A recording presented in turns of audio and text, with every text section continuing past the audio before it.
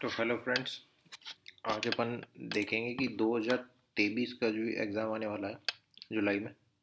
ठीक है, तो उससे रिलेटेड जो भी क्वेश्चंस हो सकते हैं ना, एक बिगिनर के माइंड में कि कैसे तैयारी करनी है, कौन सी बुक फॉलो करनी है, कौन से टेस्ट लगाने हैं, जो भी वैकेंसीज़ हैं, नोटिफिकेशन कब आएगा, सिलेबस, बुक्स, सब चीज़ मैंने इस वीडियो में एक्सप्लेन करने की कोशिश करी है।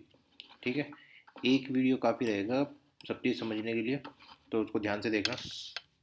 मैं आपको बताता चलूँगा कौन सा मॉक लगाना है, कितने मॉक्स लगाने हैं, वैकेंसीज़ क्या है, नोटिफिकेशन कब आएगा, सिलेबस क्या है, कौन कौन सी बुक फॉलो करनी है। ठीक है, तो ध्यान से देखना इस वीडियो को।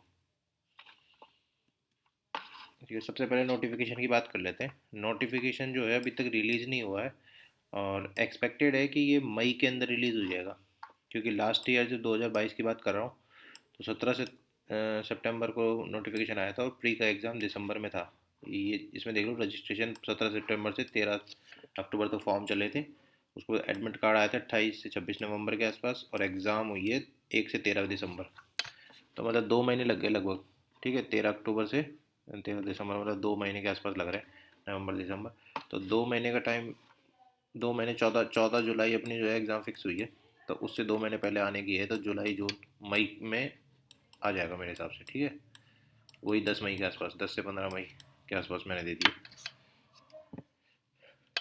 तो ये देख लो एक बार नोटिफिकेशन के बारे में। कोई डाउट नहीं होगा मेरे हिसाब से कि नोटिफिकेशन आएगा तो पता लग जाएगा। वैसे नोटिफिकेशन में कुछ नहीं आएगा नया, तो 2022 वाला ही होगा। सिलेबस वगैरह जो भी है चेंज तो हुआ नहीं है इस बार में। ठीक है, तो बस यही है उसमें, यही आएगा कि कब कौन सी क्या चीज़ होनी है। एक बार मैं आपको सिलेबस बता देता हूँ, प्री के लिए क्या सिलेबस रहेगा। और मेन अभी तो प्री के लिए ही देखना है आपको सब कुछ, मेंस तो बाद में है, तो उसकी बात बाद में की जाएगी। ठीक है, तो पहले प्री के लिए देख लेते हैं सिलेबस और स्कीम ऑफ एग्ज़ाम क्या होगा। ठीक है, तो प्री के अंदर क्या होता है, 4 सेक्शन आते हैं 25-25 नंबर के। एक क्वेश्चन 2 2 मार्क्स का होता है, तो ऐसे 50-50 मार्क्स के 4 सेक्शन होंगे। ठीक है, मैथ मैथ हो गई, अपनी रीजनिंग हो गई, जीके हो गई और इंग्लिश हो गई। तो ये 50-50 मार्क्स के होते हैं और आपको टारगेट रखना है 140 के आसपास का। ठीक है, अगर यू आर से हो तो। और फिर वो मैंने बताई है वो क्या टारगेट रखना है, पुराना एक वीडियो बनाया तो उसमें देख लेना। ठीक है, कैटेगरी से हो तो कितना टारगेट रखना है, यू आर से हो तो कितना टारगेट रखना है। 140 तो मेरे हिसाब से आ जाएगा इजीली, ऐसा कोई मुश्किल नहीं है। इसमें बेसिक क्वेश्चन ही पूछे जाते हैं प्री के अंदर। ठीक है, प्रीवियस ईयर पेपर्स आप सॉल्व कर लेना, आपको पता लग जाएगा कि कितना लेवल रहता है। ठीक है, उसके बाद में सिलेबस देख लेते हैं एक बार। सिलेबस में वैसे ज़्यादा कुछ नया है नहीं है, वही पुराना ही सिलेबस है। ठीक है, जनरल आइडिया, रीजनिंग, रीजनिंग के अंदर क्या है, वर्बल नॉन वर्बल दोनों टाइप की रीजनिंग आएगी।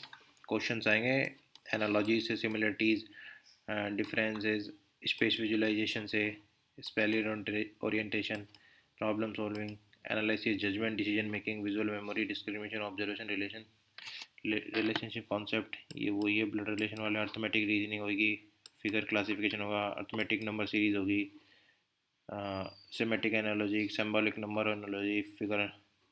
तो ये बेसिक रीजनिंग है, ये आपको कोई भी बुक के अंदर मिल जाएगी। कोई भी प्रीवियस ईयर, आप कोडिंग डिकोडिंग हो गई, कोई भी प्रीवियस ईयर बुक खरीद लेना, या तो आप किरण की खरीद लेना, पिनाकल की खरीद लेना, उसमें आपको पता लग जाएगा कौन कौन से हैं।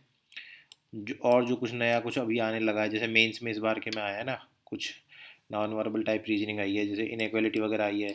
और ये क्या कहते हैं जो अपने अजम्पशन वाले आए, स्टेटमेंट और अजम्पशन वाले जो आए नहीं, तो वो आपको मिल जाएगा। ठीक है, उसके लिए मैं वीडियो बता दूंगा कहाँ से वो पढ़ने हैं, अलग से तैयार कहाँ से करने हैं। और बाकी प्रीवियस ईयर पेपर वो करो, पेपर फोल्डिंग हो गया, अनफोल्डिंग हो गया, ये बेसिक है।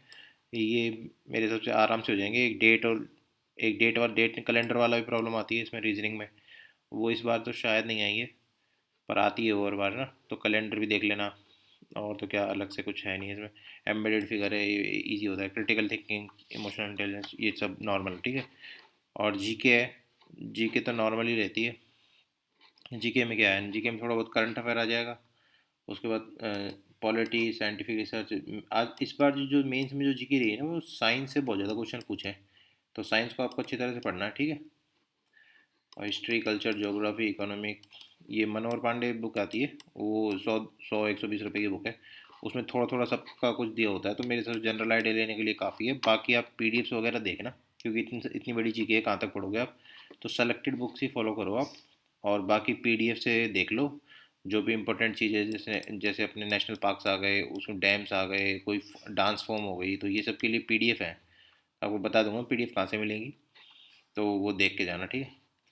और करंट अफेयर्स की कुछ टीचर्स हैं जो करंट अफेयर के लिए एक कंपाइलेशन निकालते हैं लास्ट टाइम पे जब एग्ज़ाम होने वाला होता है, तो उसे सुपर करंट अफेयर्स नाम से, वो आवाज़ सर है यूट्यूब पे, ठीक है, वो निकालते हैं, तो वो भी काफ़ी हेल्पफुल होती है करंट अफेयर्स के लिए, तो वो भी देख लेना आप। और क्वांट के अंदर क्या है, क्वांट के अंदर कुछ नहीं है, बेसिक आएगा। ट्वेल्थ तक जो आपने पढ़ा है ना, उतनी ही मैथ काम में आने वाली है। ट्वेल्थ भी क्या है, 10th तक की मैथ ही काम में आती है। ट्वेल्थ में तो फिर भी डिफरेंशिएशन वो आ जाते हैं, वो सब भी काम में नहीं आने वाला, इसमें बेसिक मैथ काम में आएगी। तो नॉर्मल प्रीवियस ईयर बुक से आप पढ़ते चलोगे ना, तो हो जाएगा आपका काम। और बहुत ही आपने बिल्कुल ही नहीं पढ़ रखी मैथ, वैसे 10th तक तो सब नहीं पढ़ी होती है मैथ, उसके अगर किसी को मतलब पढ़ी नहीं है या फिर कुछ याद नहीं है, तो फिर वो मैं बता दूंगा आपको कहाँ से पढ़नी है, ठीक है। और इंग्लिश का भी एक बार सिलेबस देख लो। इंग्लिश में भी कुछ है नहीं है, नॉर्मल एरर फाइंडिंग आती है, थोड़ा वोकैब के आते हैं एक दो क्वेश्चन, और एक कॉम्प्रिहेंशन का एक पैसेज आता है, उसमें से कुछ क्वेश्चन पूछते हैं, ठीक है। इसमें प्री में बहुत इजी रहता है, इतना ज़्यादा कॉम्प्रिहेंशन आता नहीं है प्री में, तो काम चल जाता है, मतलब मेरे हिसाब से इतना ज़्यादा अगर ध्यान नहीं दोगे कॉम्प्रिहेंशन पे। पैरा जंबल भी शायद एक या दो आएंगे इसके अंदर, ठीक है। तो रूल्स पे थोड़ा ज़्यादा फोकस करो प्री के लिए तो। और कॉम्प्रिहेंशन वाला पार्ट तो इतनी जल्दी तो डेवलप हो नहीं पाएगा, तो आप जितना कर सकते हो ना, न्यूज़पेपर वगैरह और ये सब पढ़ सकते हो, वो पढ़ो, थोड़ी अंडरस्टैंडिंग डेवलप करने की कोशिश करो, बाकी सब हो जाएगा इजीली, ठीक है।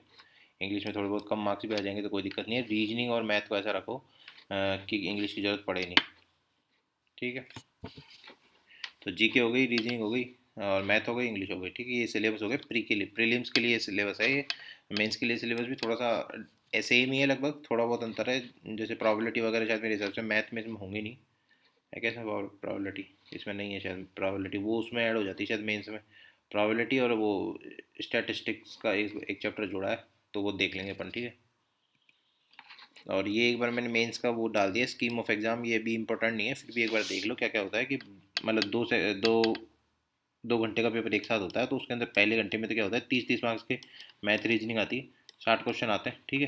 फिर दूसरे घंटे के अंदर क्या होता है कि इंग्लिश और जीके आती है, उसमें 45-25 ये क्वेश्चन, 45 इंग्लिश के, 25 जीके के, ये क्वेश्चन आएंगे, 70 क्वेश्चन, तो टोटल 130 क्वेश्चन आते हैं, ठीक है। 130 क्वेश्चन टोटल आएंगे, और एक क्वेश्चन जो है ना, वो 3 मार्क्स का होता है, तो ऐसे करके 390 मार्क्स बनते हैं, ठीक है। 390 मार्क्स, टोटल 390 का पेपर होता है। और ये ही आपका जो मेरिट है ना, उसके वो इसी की उस पर बनेगी 390 के साथ के ऊपर ही। अच्छा, ऐसे 2 घंटे में 15 मिनट का वो भी होता है कंप्यूटर, तो ये 2.25 घंटे का पेपर होता है एक बार में, ठीक है। 1 घंटा में मैथ रीजनिंग, एक में इंग्लिश जीके, और फिर 15 मिनट का होता है कंप्यूटर का, तो ये क्वालिफाइंग होता है। ये शायद 18 मार्क्स चाहिए होते हैं आपको 60 में से, ठीक है, यूआर को। और बाकी कैटेगरीज को देख लेना, ये ओबीसी शायद 16 चाहिए, 15 चाहिए, या फिर एसटी कैटेगरी को, एसटी एससी को 12 चाहिए, ऐसा कुछ है ना। तो ये क्वालिफाइंग है, इजीली हो जाता है, ये 2-3 क्वेश्चन करने की जरूरत है, 3 नंबर के क्वेश्चन है, 4 क्वेश्चन करोगे 12 हो जाएंगे, 6 क्वेश्चन करोगे 18 हो जाएंगे, ठीक है। तो 20 में से 6 क्वेश्चन तो आराम से कर ही दोगे, मतलब इस बार थोड़ा प्रॉब्लम हुई थी लड़कों को, क्योंकि इस बार नया था, अब पता चल गया लड़कों को, तो वो हो जाएगा तब तक मैनेज। अभी तो आपको कंप्यूटर देखने की जरूरत नहीं, कंप्यूटर में इतना अभी प्री के बाद देख लेना, 2-3 महीने बचेंगे, तो उसमें देखते रहना, ठीक है। बाकी फिर उसके बाद आपको जैसे इस बार 22 में हुआ था कि पहले 1 घंटे में मैथ रीजनिंग हुआ, फिर तुरंत उसके बाद चालू हो गया इंग्लिश, और ये 2 घंटे 15 मिनट, फिर तुरंत ये चालू हो गया, तो 2.25 घंटे के बाद गैप वो दे दिया था, ब्रेक दे दिया था 2 घंटे का, ठीक है। 2 घंटे तक का ब्रेक था, और फिर उसके बाद चालू हुआ था टाइपिंग की। टाइपिंग होती है उसके बाद 15 मिनट की, तो 15 मिनट की टाइपिंग के लिए पहले 10 मिनट पहले मॉक होता है, ठीक है। जाओगे सबसे पहले बैठोगे, 10 मिनट मॉक होगा, फिर 3 मिनट का ब्रेक होगा, फिर उसके बाद 15 मिनट की आपकी एक्चुअल टाइपिंग होती है, और उसके बाद 3 मिनट में जो वेरिफिकेशन होता है, सेल्फ वेरिफिकेशन, उसमें मदर्स का नाम पूछा जाता है, ठीक है, तो वो भरना होता है, ठीक है। वो इतनी सी टाइपिंग होती है 15 मिनट की, तो 15 मिनट की टाइपिंग के लिए पहले 10 मिनट का मॉक लगेगा, 3 मिनट का गैप, फिर 15 मिनट की एक्चुअल टाइपिंग, फिर ये वेरिफिकेशन के लिए 3 मिनट मदर्स नेम, ठीक है। और बाकी स्टेटिक्स वगैरह के और इनके देख लेंगे अपने, ठीक है। तो अभी तक वैकेंसी देख लेता हूँ, वैकेंसी अभी तक 2023 में कितनी रिपोर्ट हुई है अभी तक, ठीक है। अभी तो क्या है, रिपोर्ट हो रही है वैकेंसी, अभी अभी मतलब वो है, ड्राफ्टिंग में है, ड्राफ्टिंग फेज में है, मतलब अभी तक पूरी फाइनलाइज नहीं हुई है। तो अभी तक जो पता चली है ना आरटीआई के थ्रू, वो मैं आपको बता रहा हूँ। जैसे एक्साइज इंस्पेक्टर की सबसे ज़्यादा इसी की आती है, ठीक है, 4600, तो उसकी है 1500 के आसपास, और सी एस एस में 450 के आसपास है, इनकम टैक्स में 168 अभी, T A C B D T 587 है, डबल ए की 253 है, जो कि बढ़ेंगी, अभी तो ये वैकेंसी कम है, कैग और ट्रे की 153 है, SSA स्टैटिकल इन्वेस्टिगेटर वाली होगी, और ये JSO, ASO रेलवे 24 है, कस्टम्स की 11 है, कस्टम्स में मेरे हिसाब से PO वाले भी बता रहे हैं, PO है ये, और ये एग्जामिनर है, ठीक है। ASO ने FHQ 35 आई है, कैग अकाउंटेंट में 150 आई है अभी तक, और ये एग्जीक्यूटिव असिस्टेंट ये नई पोस्ट अभी पिछले साल से जुड़ी है, ठीक है। तो ये शायद TA से ऊपर होती है थोड़ी सी, और 600 के आसपास इसकी वैकेंसी। डिविजनल अकाउंटेंट की आपके बार वैकेंसी दिखा नहीं रखी है इसमें, तो हो सकता है अभी वो उन्होंने ड्राफ्ट नहीं किए हो या फिर फाइनलाइज नहीं किए हो, तो इसलिए बताया नहीं, और RTI के थ्रू, और वो पता चल जाएगा जैसे भी होगा। बाकी ये इसमें बता रहे हैं कि पहले एक RTI लगाई थी ना, उसमें इसकी 982 थी, इस बार वाली RTI में 440 आई है, तो कम हो गई वैकेंसी। तो अभी कुछ फाइनल नहीं कह सकते, वो RTI रिप्लाई के अंदर अंदाजा लगा रहे हैं लड़के कि भाई पिछले RTI में 982 थी, इसमें 440 आई है, तो उसके हिसाब से अंदाजा लगा रहे हैं, ठीक है। और ये डेटा मैंने कहाँ से लिया है, ये डेटा मैंने लिया है रैंक IQ से, ठीक है, जो कि करेक्ट ही होता है। और तो अभी क्या लिखा हुआ है देखो उसमें, स्टेट वाइज वैकेंसी रिपोर्ट होने में टाइम लगता है, किसी किसी में कम है, डोंट पैनिक। तो पैनिक करने की जरूरत है नहीं है, क्योंकि अभी रिपोर्ट हो ही रही है, और तो लोग बाग क्या है कि पहले ही RTI लगा लगा के पता करने की कोशिश कर रहे हैं, तो अभी रिपोर्ट होने दो, ड्राफ्ट होने दो, उसके बाद देखते हैं, ठीक है। उसके बाद देख लेते हैं बुक लिस्ट कौन कौन सी, मतलब बुक आपको कौन कौन सी फॉलो करनी है, ये मैं पहले बता चुका हूँ, फिर एक बार और बता देता हूँ कि मैथ के लिए कोई भी प्रीवियस ईयर की बुक ले लो आप, TCS पैटर्न पे। TCS मतलब 2018 के बाद वाले क्वेश्चन हो, जिसमें CGL CHSL CPO सारे एग्जाम, मतलब कोई सारे ही एग्जाम, ऐसे नहीं कि CGL पढ़ रहे हो तो आप CGL वाली बुक लो, क्योंकि वो सेम ही सिलेबस रहता है प्री तक का तो सब में ना, और वैसे भी सेम ही है सबका सिलेबस लगभग, थोड़ा थोड़ा बस लेवल का अंतर होता है, वो इतना भी नहीं होता। बस आप एक प्रीवियस ईयर बुक खरीदो जिसमें SSC से SSC के क्वेश्चन हो 2018 के बाद आए वाले, उनकी प्रैक्टिस करो। डेली के 50-100 क्वेश्चन जितने भी आप कर पाओ, 50 तो मिनिमम करो। उसके बाद जैसे बढ़ाते जाओ, जैसे 50 कर ली, 60 कर ली, 70 कर ली, 100 कर ली, मतलब 100 या 150 क्वेश्चन आप जब डेली के करने लग जाओगे ना, तो आपकी अच्छी प्रैक्टिस हो जाएगी, ठीक है। प्रैक्टिस ही करनी है मेन आपको प्रीवियस ईयर क्वेश्चन और मैथ में, और कुछ नया कुछ करना नहीं है। कुछ जो टॉपिक में आपको दिक्कत हो रही है ना, उसका सिर्फ आप वो ले लेना, कुछ वीडियोस देख लेना, या तो उससे हो जाएगा मेरे हिसाब से। बाकी आप ये बुक खरीद लो, कोई भी पिनाकल खरीद लो, किरण खरीद लो, गगन प्रताप की कोई सी भी खरीद लो। ये गगन प्रताप की एक नई बुक आई है अभी, 8,000 प्लस करके है ना, वो TCS ओनली है वो, तो वो खरीद लो। एक किरण की भी आती है ऐसी, एक TCS पैटर्न पे, तो वो देख लो आप। पिनाकल की भी आती है इसी तरह से, ठीक है। तो इनमें से कोई चीज़ खरीद लो और उसमें से क्वेश्चन प्रैक्टिस करना शुरू कर दो डेली। जैसे आज अगर अगर जैसे नंबर सिस्टम के करें, तो कल जैसे प्रॉफिट लॉस के कर लिए, फिर अगले दिन कुछ किसी और के कर लिए, तो ऐसे ऐसे करते रहो, चलो ठीक है। तो ऐसे ऐसे के 100 क्वेश्चन करो प्रैक्टिस डेली के, और आपको लगने लग जाएगा कि हाँ भाई तैयारी हो रही है और मार्क्स आ रहे हैं मॉक में, ठीक है। और इंग्लिश की नीतू नीतू सिंह की बुक आती है, नीतू सिंह मैम की, वो ले लेना। और मिरर ऑफ कॉमन एरर अभी इसको रहने दो, चाहे से एक ही बुक लो, क्योंकि ज़्यादा बुक लोगे तो आप पढ़ नहीं पाओगे। तो नीतू सिंह की एक बार ग्रामर वाली बुक ले लेना, ठीक है। और उसके अलावा कोई भी न्यूज़पेपर वगैरह या फिर जो भी है ना, आप देखते रहा करो। और थोड़ी ये मूवीज़ वगैरह देखते हो ना, मूवीज सीरियल, तो ये इंग्लिश वाले देखा करो थोड़ी, तो क्या है इंग्लिश की अंडरस्टैंडिंग आती है। बिना सब टाइटल के आप देखोगे ना इंग्लिश, मतलब ये जो सीरियल होते हैं, तो आपको अंदाज़ा लगने लग जाएगा कि किस तरह से इंग्लिश का फॉर्मेशन है और वो सब। तो वो मेरे हिसाब से मेरे को तो काफ़ी हेल्प किया उसने इंग्लिश में। लेकिन तो वो क्या है कि जैसे कुछ कुछ क्वेश्चन एरर फाइंडिंग के ऐसे होते हैं कि जो मतलब रूल्स के थ्रू आप जाओगे ना, तो शायद आपको पता नहीं लगेगा, पर एक बार पढ़ोगे ना उस सेंटेंस को पूरा एक बार देख के, तो आपको अंदाज़ा लग जाएगा कि हाँ यार इसमें यहाँ पे कुछ गलती है। मतलब एग्जैक्ट नहीं फाइंड कर पाओगे कि ये गलती है, पर आपको लग जाएगा कि यहाँ पे सही फॉर्मेशन नहीं हो रहा। तो ये कैसे पता चलता है कि ये आपने मतलब इंग्लिश, या तो आपने कई बार मतलब ऐसे TV सीरीज और ये सब देखते हैं ना, तो अपने सुनते रहते हैं बहुत ज़्यादा इंग्लिश, तो अंदाज़ा रहता है उसका, तो एक अंडरस्टैंडिंग डेवलप होती है। तो उसके लिए बता रहा हूँ मैं आपको कि इंग्लिश में आप न्यूज़पेपर पढ़ सकते हो, और जो TV सीरीज़ वगैरह हैं ये सब आप सुन सकते हो और देख सकते हो। जो भी कुछ मतलब कॉन्वर्सेशन हो रही है किसी के किसी मतलब रेडियो जॉकी है, या फिर आजकल इंटरव्यूज आते हैं खूब सारे इंग्लिश में, वो सब भी सुन सकते हो। तो उससे काफ़ी कुछ मतलब पता लगता है, ठीक है। और वोकैब के लिए एक ही बुक लेना आप, वोकैब के लिए ब्लैक बुक बहुत अच्छी बुक है। इसमें क्या है कि इसमें प्रीवियस ईयर जो SSC में आए हुए हैं, 4-5 बार आए हुए हैं, कि कितनी बार वो वाले भी दे रखे हैं इसमें अलग से, और भी दे रखे हैं, टॉप 200 क्वेश्चन हैं। मतलब इसमें ब्लैक बुक में तो सारा वोकैब कवर हो जाएगा आपका, जिसमें ईडियम्स आ जाएंगे, सिनोनिम्स आ जाएंगे, एंटोनिम्स आ जाएंगे, और वन वर्ड आ जाएंगे, ठीक है। तो ये सारे मेरे हिसाब से आ जाएंगे, और ये कौन से वो सारे आ जाएंगे इसमें मेरे हिसाब से ना, ठीक है। और जीके के लिए क्या है, अभी तो मनोहर पांडे ले लो, 100-120 वाली जो मीडियम साइज़ में आती है वो। और दृष्टि की जीके आती है, दृष्टि IAS वाली जो है वो, उसकी जनरल नॉलेज की एक छोटी सी बुक आती है। छोटी सी तो नहीं है, मतलब 150 रुपये के आसपास की बुक है, ठीक है। 201-200 पेज होंगे मेरे हिसाब से उसमें, तो वो पढ़ लेना आप, उसमें बेसिक बेसिक सब कुछ दे रखा है, तो उससे कवर हो जाता है। वो क्या थोड़ी कलरफुल भी है तो पढ़ने में मज़ा आता है इसको, दृष्टि वाले को, ठीक है। और पीडीएफ देख लेना आप। तो पीडीएफ कहाँ से देखनी है, पंडित चैनल है टेलीग्राम पे, वहाँ से देखनी है पीडीएफ्स। तो उसमें क्या, कौन सी पीडीएफ देखनी है, उसमें क्या है डैम्स वगैरह होते हैं ना, जैसे इंपॉर्टेंट मान लो कुछ स्टैटिक वाला पार्ट है, जैसे नेशनल पार्क कहीं पे है, ठीक है, कहाँ कहाँ पे कितने नेशनल पार्क है और कहाँ कहाँ पे है, रामसर साइट्स हैं मान लो, कोई डांस फॉर्म्स हैं, ठीक है। तो उनके बारे में क्या है, इन्होंने छोटी छोटी पीडीएफ बना रखी और वो डालते रहते हैं, तो वो पीडीएफ सबसे वहाँ से डाउनलोड करके और देख सकते हो वैसे ही, ठीक है। रीजनिंग के लिए भी कोई बुक ले लो, पिनाकल ले लो, किरण ले लो, और इसमें से डेली 50-100 क्वेश्चन जो भी आपको टाइम के हिसाब से मैनेज करो, और वो डेली प्रैक्टिस करो 50 से 100 क्वेश्चन, ठीक है। और उसके अलावा जो नए पैटर्न आए ना, उसके लिए यूट्यूब वीडियोज़ देखो, वो आपको मैं बता दूंगा। और मैंने पहले वीडियो बताया उसमें 2-3 मैंने यूट्यूब का नाम बताया, ठीक है, यूट्यूब चैनल्स हैं कुछ, तो वहाँ से आप देख सकते हो, वो देख लेना एक बार। और फिर मॉक्स कौन कौन से लगाने हैं ये, फिर उसके बाद मेन जो है ना आपका वो मॉक रहेगा। जो इस बार प्रिपरेशन में हमेशा सीजीएल की में क्या होता है, सीजीएल हो या फिर कोई भी एसएससी के एग्जाम हो, उसमें क्या है कि मेन जो है ना, जैसे मैथ आती है इसमें, रीजनिंग आती है, इंग्लिश आती है और जीके आती है। तो ये मैथ और रीजनिंग जो है ना, ये पूरा प्रैक्टिस का पार्ट है। तो ये मान लो अगर कोई बच्चा मतलब वीक भी है ना किसी चीज़ में और प्रैक्टिस कर रहा है ना, तो उसका हो जाता है, ठीक है। इंग्लिश जो है वो जिसकी जैसी होती है, वो थोड़ी बहुत इंप्रूव कर पाता है टाइम के हिसाब से, फिर उतना इंप्रूव हो नहीं पाता। और जैसे कोई अगर मान लो मेहनत कर रहा है तो अच्छे लेवल पे पहुंच जाएगा, ठीक है। तो इंग्लिश से इतना ज़्यादा पड़ता नहीं है, क्योंकि इंग्लिश जिसकी जैसी है वैसी ही रहती है, थोड़ा बहुत अंतर आता है। अब जैसे अगर आप न्यूज़पेपर डेली पढ़ रहे हो और इतना ये सब मैंने बताया कि आपको टीवी सीरीज़ देख रहे हो, इंग्लिश में इंटरव्यूज़ वगैरह देख रहे हो, और मतलब बहुत कुछ देख रहे हो ना आप, पूरा मतलब इंग्लिश से जुड़े हुए हो, तो फिर आपकी इंग्लिश इंप्रूव होगी। वरना तो जैसे आप बुक से और रूल्स आप पढ़ लोगे, पर इंग्लिश मतलब कॉम्प्रिहेंशन पार्ट उससे इतना ज़्यादा कवर होता नहीं है, ठीक है। तो मेन जो डिफरेंस करती है ना, वो मैथ रीजनिंग ही करेगी हमेशा से ही। और लड़के मैथ रीजनिंग में क्या है कि जैसे जैसे अभी मतलब 50-50 प्री के अंदर देखते हैं, सबसे पहले तो 50 क्वेश्चन आते हैं, 50 के मतलब 100 मार्क्स होते हैं, तो 100 में से लड़के 90-90 मार्क्स ला रहे हैं, ठीक है, मतलब 45-45 ला रहे हैं, तो ये तो मिनिमम आप लाओ ही, ठीक है।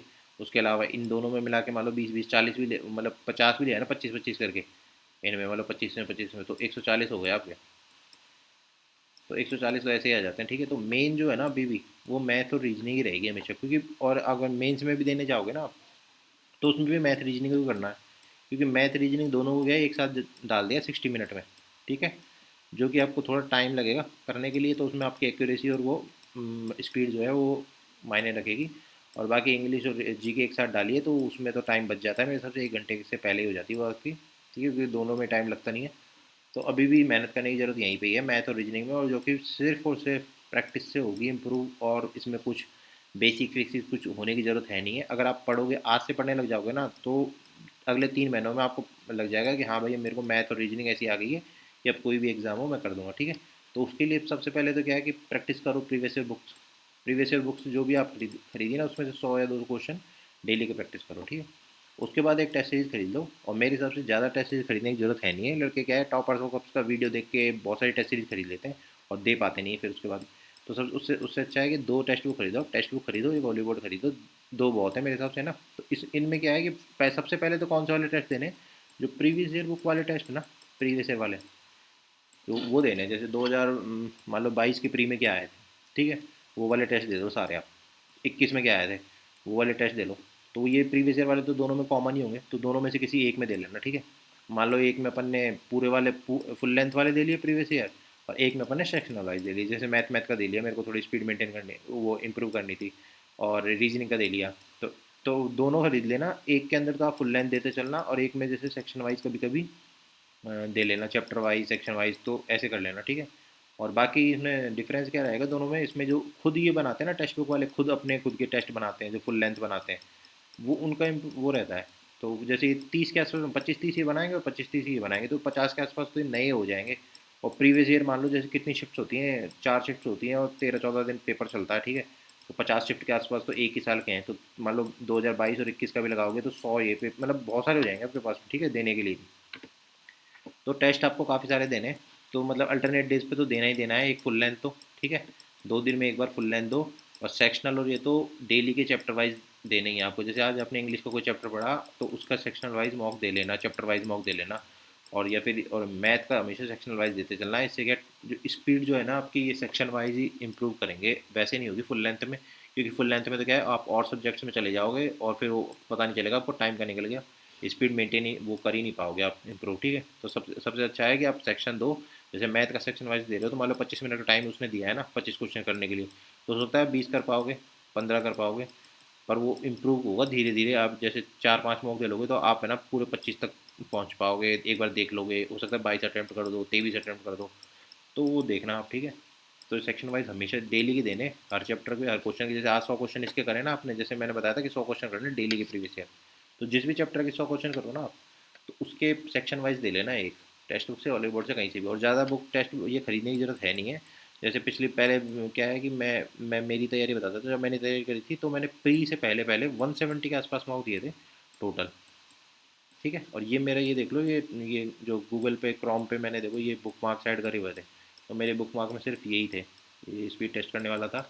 और बाकी देखो टेक्स्ट बुक थे, ग्रेड अप था, सुपर मार्क्स था, हॉलीवुड था, और यूट्यूब से वीडियो देखता था, और ये भी एक वो था टेस्ट के लिए, ये भी। ठीक है, तो टेस्ट ही टेस्ट देता था, मैं कुछ नहीं करता था। और मतलब थोड़ा बहुत जो जिसमें जो होता था इम्प्रूव करने के लिए मैं वीडियो ज़रूर देखता था। ठीक है, बाकी बाकी मैंने ऐसे पढ़ाई नहीं करी, मतलब ऐसे कोर्स लिया नहीं है किसी का। एक आबाद सनी सर का सुपर 100 वाला बैच है, उसको मैंने लिया था। ठीक है, उसको मैंने मतलब जो मुझे लगा ना कि इसमें मेरे को दिक्कत है, मैंने खाली वही पढ़ा उससे, मैंने एकदम ऐसे पूरा देखा नहीं है उसको। ठीक है, और वैसे अच्छा पढ़ाते हैं उसको, किसी को अगर है तो ले लेना आवाज़ सर की, अगर ज़रूरत है तो ले लेना। ठीक है, वरना तो फिर टाइम वेस्ट करने की ज़रूरत है नहीं है। यदि किसी को मैथ में सच में दिक्कत आ रही है तो वो बैच ले सकता है सुपर 100 वाला आवाज़ सैनी का। तो ये है मॉक्स के बारे में। मॉक्स पे ही डिपेंड करेगा, आपको मॉक्स देने हैं। अब ये पता है लड़के ऐसे सोचते हैं कि मॉक्स तो पहले कुछ पढ़ तो लूँ उसके बाद मॉक्स लूँगा, पर मॉक्स का ऐसा नहीं है। मॉक्स तो आप पहले दिन से शुरू कर सकते हो कि आज आपको कुछ नहीं आता तो सबसे पहले उठा के मॉक दे लो एक। जैसे मैं एसएससी की तैयारी करने जब सबसे पहले आया था ना, तो सबसे पहले मैंने सिलेबस भी नहीं देखा था, मैंने पूछा भी नहीं था किसी से क्या है, मैंने खाली टेक्स्ट बुक पे गया था, एक फ्री मॉक लगा लिया था कि आता क्या है ये एग्ज़ाम में, पूछते क्या है। ठीक है, तो सबसे पहले जब मैंने मॉक दिया था ना तो मुझे पता चल गया था। मैंने 4 या 5 अटैम्प्ट करे थे 25 में से। ठीक है, मैथ में। उसके बाद इंग्लिश में मैंने करे थे मतलब अटैम्प्ट नहीं, मैं सही बता रहा हूँ, 25 में से 5 सही करे थे मैंने। ठीक है, और इंग्लिश में मैंने 20 सही कर दिए थे 25 में से, पहले में जो मैंने पहली बार मॉक दिया था। और बाकी जी के मेरी थी नहीं, और रीजनिंग में मैंने कुछ ऐसे 20-22 को सही कर दिए थे। ठीक है, तो ये मतलब मेरे को पहले पता चला कि भाई मुझे कितना कितना कहाँ पे पढ़ना है, तो मुझे पता चला कि मेरे को मैथ में थोड़ा पढ़ने की ज़रूरत है। 5 सही करे थे इसका मतलब ये नहीं कि मुझे और आते नहीं थे, मेरे को मेरी स्पीड ही नहीं थी, मैं 5 ही कर पाया था, टाइम हो गया था मेरे पास। ठीक है, तो ऐसे ऐसे पता चलेगा कि आपको क्या पढ़ना है। जैसे अब मेरे को पता चला कि इंग्लिश में मेरे को और थोड़ा सा कुछ पढ़ना है, जैसे मैंने देखा उसमें कि मेरे को क्या दिक्कत हो रही है, तो मतलब वो मॉक तो आपको पहले दिन से ही देने हैं, पहले दिन से ही आपको पता चल जाएगा कि भाई मेरे को ये इंप्रूव करना है, ये इंप्रूव करना है। और मॉक्स में जो क्वेश्चन नहीं हुए ना, तो उन चैप्टरों का नाम सॉरी, तो जो भी चैप्टर आपसे नहीं हुए, जो भी चैप्टर नहीं हुए ना आपसे, उन चैप्टर्स का नाम जरूर लिख के लिख लेना एक पेज पे, और उन चैप्टर्स को आपको रिवाइज करना है बार बार। जैसे पहले मॉक में या एक कॉपी बना लेना, उसमें लिख लेना टेस्ट 1 में कौन कौन से चैप्टर के क्वेश्चन आपसे नहीं हुए, तो वो चैप्टर डाल लेना यहाँ पे कि इसमें प्रॉफिट लॉस का नाम नहीं हुए थे, इसमें ये इसके नहीं हुए, कंपाउंड इंटरेस्ट के इसमें इसके नहीं हुए, तो वो बन जाएंगे। तो फिर टेस्ट 2 ऐसे आ जाएगा, तो फिर उसमें भी चैप्टर लिख लेना। तो देख लेना आप कौन कौन से चैप्टर है जो बार बार आ रहे हैं उसको, तो उनको आपको वीडियोस देखने की ज़रूरत है, उनके कॉन्सेप्ट और अच्छे से समझने की ज़रूरत है। ठीक है, ऐसा नहीं कि एक टेस्ट में एक टेस्ट के बाद ही आप एनालिसिस, एनालिसिस का क्या है कि या तो आप टेस्ट टू मतलब देने के बाद में वापस सारे क्वेश्चन कर रहे हो। ठीक है, और 5 टेस्ट का है ना एक साथ एनालिसिस करो, 5 टेस्ट दे लोगे ना, उसमें लिख लेना सारे चैप्टर, ये चैप्टर्स में से गलत हुए, और उसमें देखना कौन कौन से चैप्टर सबसे ज़्यादा गलत हुए। ठीक है ना, उसके वीडियोज़ देखना आप। ठीक है, तो ये कर लेना मॉक्स के बाद। फिर मैं कुछ सजेशन देना चाहूँगा, जैसे क्या है कि मेन तो क्या होता है कि तैयारी और ये बुक वगैरह सब सेम ही फॉलो करते हैं। ठीक है, जो मेन जो है ना वो ये है, कोई भी मतलब ये तैयारी करने में जैसे 100 लड़के आएंगे ना एसएससी की तैयारी करने, सीजीएल की तैयारी करने, तो पहले तो सबसे पहले यही लगता रहेगा इतना सारा कंपटीशन है, 35-36 लाख फॉर्म भरते हैं, 35 से 40 लाख लोग फॉर्म भर रहे हैं, कैसे सिलेक्शन होगा। 5,000 या 6,000 10,000 सीट्स हैं मान लो, तो कैसे होगा सिलेक्शन। तो मैं आपको बता देता हूँ, जैसे ये 40 लाख लोग के फॉर्म भरते हैं ना, तो उसमें से 30 लाख तो ऐसे हैं उनको ये भी नहीं पता कि मेरी एसएससी की एग्ज़ाम भी है, वो बस दे आते हैं बस पेपर जाके। ठीक है, वो पता नहीं तैयारी किसी और की कर रहे हैं, कुछ और काम कर रहे हैं। मतलब जो असली देने वाले जो लड़के हैं ना वो तो 10 लाख के आसपास ही, 8-10 लाख। उसमें भी जो रेगुलर रूटीन फॉलो कर रहे हैं, सब काम कर रहे हैं, वो मेरे हिसाब से 1-2 लाख ही बच्चे हैं तो रेगुलर रूटीन फॉलो करते हैं। तो आपका आपकी मतलब कितना है, 10 लड़कों में से एक का सिलेक्शन होना है। तो ये पढ़ने वाले 10 लड़कों में बता रहा हूँ मैं। तो 10 लड़कों से आगे तो आप निकल ही सकते हो। इतना तो कंपटीशन आपको मान के ही चलना पड़ेगा कि 10-12 लड़के तो है ही हैं, 1 से 2 लाख लड़के पढ़ने वाले होते हैं जो रूटीन फॉलो कर रहे होते हैं, सब काम कर रहे होते हैं, बस उनसे ज़्यादा थोड़ी सी मेहनत करनी है। और अगर आप खुद वो करोगे ना, खुद के ऊपर विश्वास रखोगे ना, तो मेरे हिसाब से आराम से आपका क्लियर हो जाएगा, ये प्रीलिम्स और मेंस भी हो जाएगा। ठीक है। तो ये मत सोचना कि भाई इतने सारे लड़के हैं तैयारी करने वाले, कैसे करेंगे क्या करेंगे। नॉर्मल है, तैयारी करने वाले लड़के वही है, कोई भी एग्ज़ाम उठा के देख लो, तैयारी करने वाले लड़के कम ही होते हैं, ये बाकी सब भीड़ होती है। कुछ नहीं है, 1-2 लाख लड़के पेपर देंगे आपको। टेस्ट वेस्ट दोगे ना तो आप देख लोगे कितने लोग टेस्ट देते हैं। टेस्ट बुक को ज़्यादा से ज़्यादा 1 लाख लोग टेस्ट दे रहे होंगे, 80,000 दे रहे होंगे, 70,000 दे रहे होंगे, बाकी क्या करें, बाकी तो टाइम पास ही कर रहे हैं ना। तो वही बता रहा हूँ मैं आपको कि टेस्ट जो दे रहा है वाली बोर्ड पे, टेस्ट बुक पे जो रेगुलर दे रहा है वही लोग पढ़ रहे हैं। जैसे 1 लाख है, 2 लाख है, जो भी लड़के हैं ना 2 लाख, वही पढ़ रहे हैं बस, उनसे ही आगे निकलना है आपको। ठीक है ना। तो वो करो, आपके स्टिक टू योर रूटीन, जो भी आप कर रहे हो वो पढ़ो। और मतलब ये नहीं है आपको डेली इंप्रूवमेंट नहीं देखने को मिलेंगे, पर यह है कि 15 दिन आप पढ़ लोगे कुछ तो आपको लगने लग जाएगा कि यार मुझे 15 दिन पहले जो आता था ना उससे तो थोड़ा सा ज़्यादा ही आता है। ठीक है। और नोट्स बनाओ, जो अपने नोट्स का के बनाओगे आप, जैसे जीके वगैरह की जो भी इंपॉर्टेंट चीज़ है ना, जो बार बार पढ़ने की जरूरत है, बार बार भूल रहे हो, उनको नोट्स के फॉर्म में बना लो। और या फिर कोई बुक, जैसे आपने कोई मनोहर पांडे खरीदा कि उसमें हाईलाइट कर लो, उसी में पेन से लिख लिया करो। नीतू सिंह की बुक में मैंने बताया था, हाईलाइट करके पढ़ सकते हो आप आराम से। ठीक है। अलग से नोट्स बनाने की जरूरत है नहीं है। और मैथ के लिए फार्मूला के लिए कोई बुक बना लो, उसमें फार्मूला लिखते चलो, या कोई हार्ड क्वेश्चन है या कोई कॉन्सेप्ट है उसको लिख लो। ठीक है। मॉक्स डेली देने हैं, ये तो मेन है, क्योंकि मैथ और रीजनिंग इतना बड़ा पोर्शन है, 50% जो है ना एग्जाम में मैथ और रीजनिंग आती है, और उसके लिए सिर्फ प्रैक्टिस चाहिए, सिर्फ प्रैक्टिस। वो ऐसा नहीं है कि आपका वीडियो चला दिया और वो समझ रहे हो और आगे समझ में ना, जब तक आप पेन से नहीं करोगे ना तब तक कुछ होगा नहीं। तो आपको पेन से मतलब ये रख लो कि आप एक पेन का डब्बा खरीदो 10 पेन का, और ये टारगेट रखो कि ये 10 पेन के डब्बे को मुझे पूरे महीने के अंदर ख़त्म करना है, मतलब 3 दिन के अंदर एक पेन ख़त्म करना ही करना है। ठीक है ना। तो 3 दिन के अंदर एक पेन खत्म कैसे करोगे भाई, कुछ प्रैक्टिस तो करोगे, क्वेश्चनों की, रीजनिंग के, मैथ की क्वेश्चन प्रैक्टिस करो। ठीक है।